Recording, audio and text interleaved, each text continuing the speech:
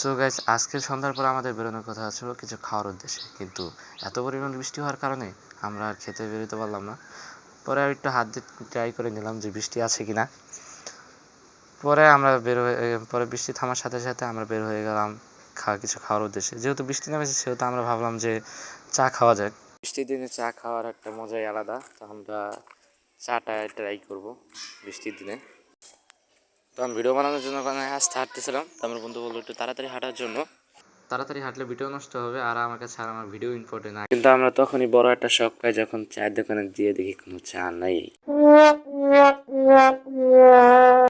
আর আমার কাছে এতটা খারাপ লাগে যে চায়ের উদ্দেশ্যে আসার পরও চাটা পেলাম না। তো আমরা চলে গেলাম অন্য কোনো প্ল্যানে।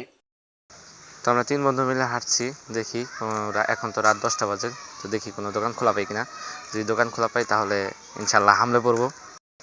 এটা গ্রাম অঞ্চল, আর রাত 10টা বাজে দোকান খোলা থাকাটা অনেক টাফ। তো দেখি পাই কিনা। তো আমরা অবশেষে আকরাম মামার দোকানটা খোলা পেলাম।